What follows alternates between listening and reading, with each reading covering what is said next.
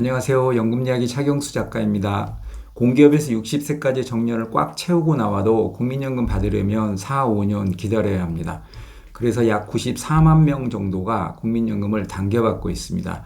소득이 부족해서 어쩔 수 없이 당겨받는 사람이 대부분이지만 기금도 고갈된다는데 어찌 될지 모르니까 일단 받아서 투자하겠다. 언제 죽을지 모르는데 한 살이라도 젊었을 때 의미 있게 써야지 나중에 그 돈 뭐하게. 많이 받아봐야 건보료로 다 뜯기고 기초연금 감액당하니까 무조건 조기연금이 답이라며 당겨받는 사람도 많습니다. 얼마나 차이가 나는지, 몇 살까지 살아야 손익분기점인지, 건보료나 기초연금에 미치는 영향은 실제로 얼마나 되는지 연금이야기가 팩트체크해 드리겠습니다. 본인의 연금 수급 나이보다 최대 5년 당겨받을 수 있습니다. 올해 기준 소득이 월 309만 원을 초과하지 않으면 신청할 수 있습니다. 연 단위뿐만 아니라 월 단위로 당겨받을 수도 있고 조기 수령하다 마음이 바뀌면 수급 정지도 할 수 있습니다. 1년 당겨받을 때마다 6%씩 연금이 줄어듭니다. 5년 당겨받으면 30%가 줄어들겠죠. 현재 약 94만 명이 당겨받고 있습니다. 이 중 남자가 63만 명 정도, 여성이 31만 명 정도 됩니다. 주변에 보면 많은 사람이 조기연금 받는 것 같은데 전체 수급자 중 약 14%가 조기 수령하고 있습니다. 퇴직 후 연금이 나오기까지 갈수록 길어지고 있기 때문에 점점 더 늘어날 것 같습니다. 100만 원 받을 사람이 5년 당겨받으면 30% 감액해서 70만 원 받습니다.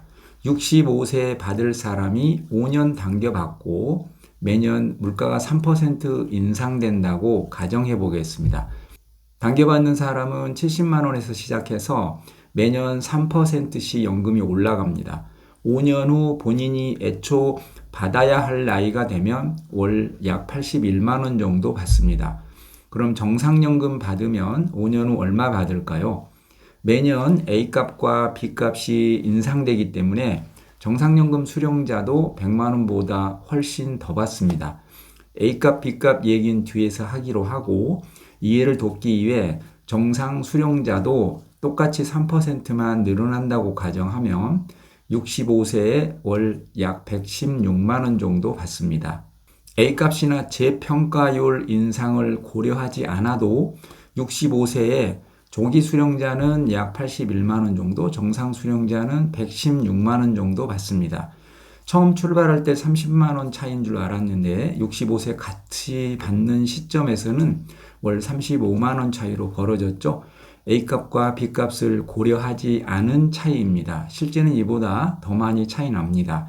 아직 연금 개시를 하지 않은 사람은 연금 개시할 당시 재평가율을 적용해서 받을 연금을 재산정합니다. 보험료 납부가 끝난 상태에서 작년에 물어봤을 때는 예상연금액이 100만 원이라고 했는데 올해 물어보니까 예상연금액이 104만 원이라고 하네. 이런 거랑 같은 이치입니다. 이자가 붙어서 연금이 늘어나는 게 아니고 A값과 재평가율이 올라가기 때문에 매년 연금 액수가 올라가는 것입니다. 국민연금 액수를 산정할 때의 공식입니다. 매우 복잡해 보이죠? 연도별로 소득 대체율이 다르기 때문에 다 구절 계산해서 합하는 겁니다. 공식을 단순화하면 이렇게 됩니다. 뒤에 있는 1 플러스 0.05 어쩌고는 가입기간 20년 이상일 경우 1년에 연금이 5%씩 늘어난다는 공식입니다. 군 복무 추납 같은 걸 해서 가입기간을 늘리면 20년 초과 시 매년 5%씩 연금이 늘어납니다. 가입기간도 매우 중요합니다. 그래서 18세 되면 임의가입을 해주라는 의미입니다. 여기서 소득 대체율 상수란 소득 대체율을 수치화한 것입니다. 1988년 도입 당시 소득 대체율은 70%였다가 99년 60%로 낮췄고 2008년 50%로 낮아진 이후에 매년 0.5%포인트씩 인하해서 2028년도에 40%까지 떨어질 예정이었습니다. 그런데 이번에 여야가 43%로 하기로 합의했죠. 올해가 41.5%이니까 올해가 역대 가장 소득 대체율이 낮은 해일 것 같습니다.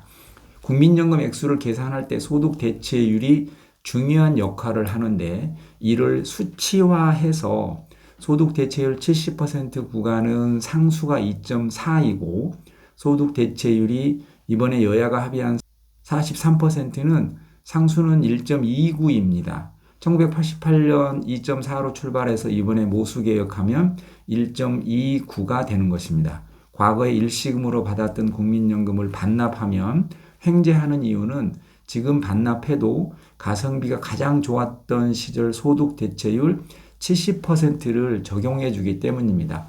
내 연금을 결정하는 변수는 소득 대체율 상수, A값, B값, 가입기간 이 네 가지입니다. 네 가지 모두 숫자가 클수록 내 연금은 더 늘어납니다.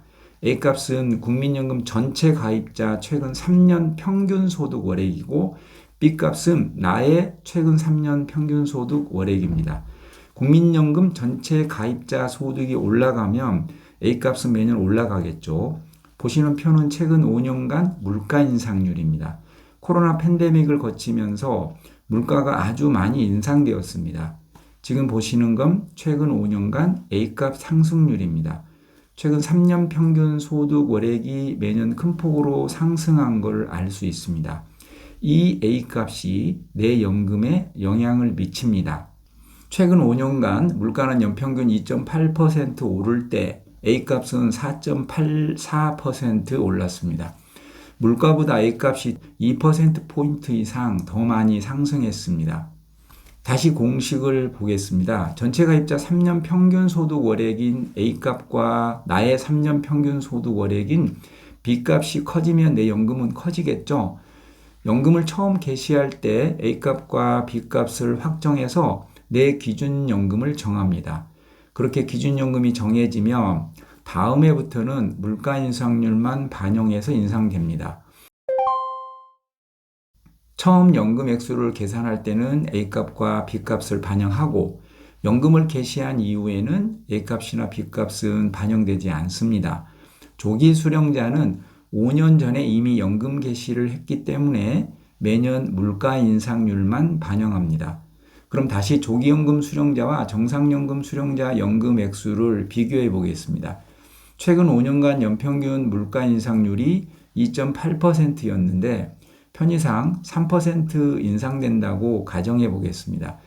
60세 월 70만 원 조기연금 수령자가 65세 되면 81만 원 정도 받습니다. 반면 정상연금 수령자는 물가 인상률만 반영하면 최소 116만 원에서 A값 인상률에 따라 약 126만 원이 될 수도 있습니다.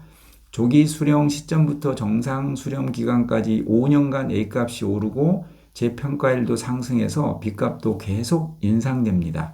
5년 당기면 30% 감액하니까 30만 원 차이 날 것 같아도 실제 65세 정상연금 받을 때쯤 되니까 최소 35만 원 정도로 벌어집니다. 정상연금 수령 후 10년 후엔 월 47만 원으로 벌어지고 20년 후엔 64만 원으로 벌어집니다. 이 차이는 A값이나 B값 인상을 반영하지 않고 조기연금 수령자와 같은 비율로 인상된다는 가정하에 비교한 겁니다. 실제로는 더 많이 차이 나겠죠. 재평가율이 뭘까요? 내가 2000년에 소득이 100만 원이었다면 현재 가치로 얼마일까? 이럴 때 사용하는 수치가 재평가율입니다. 올해 기준 국민연금 도입 초기인 1988년 재평가율은 8.249입니다. 그때 소득 100만 원은 현재 가치로 824만 9천 원이라는 뜻입니다.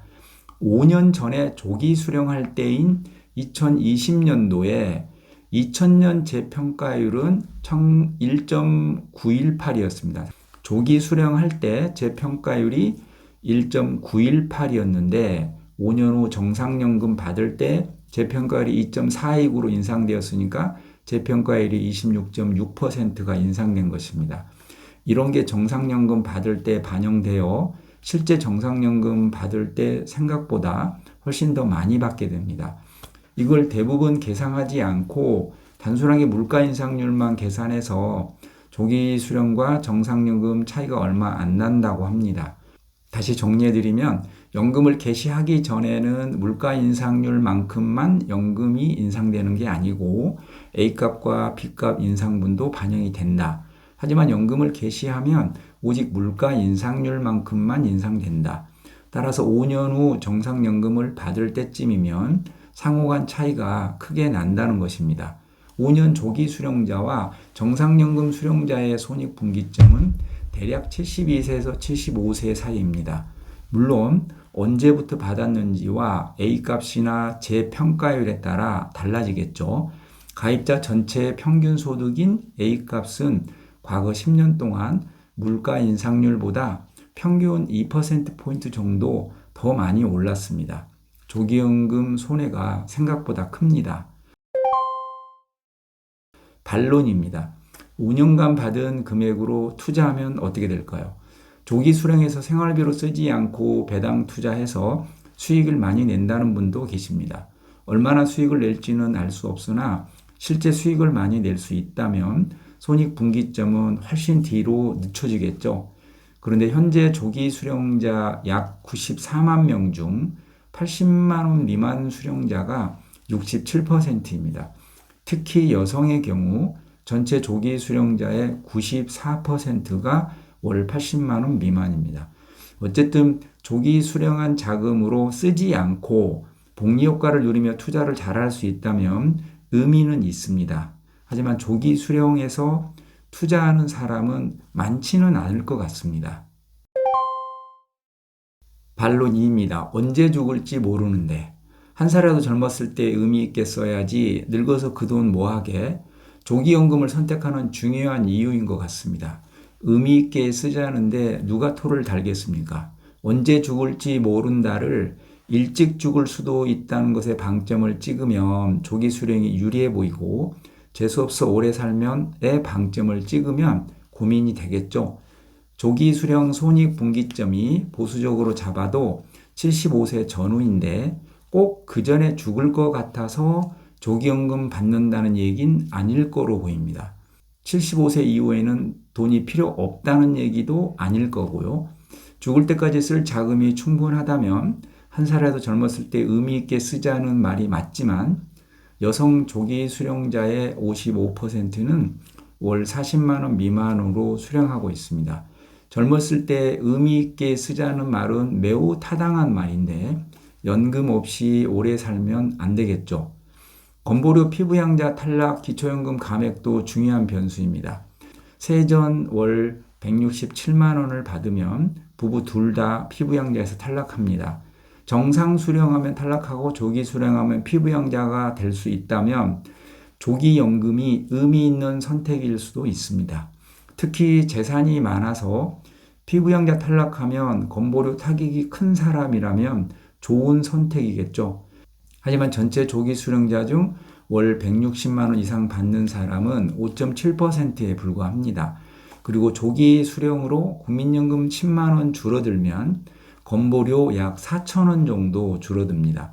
국민연금 많이 받으면 기초연금 수급자 되는데도 불리하고 기초연금 수급자 되어도 국민연금 약 55만 원 이상 받으면 기초연금이 감액됩니다.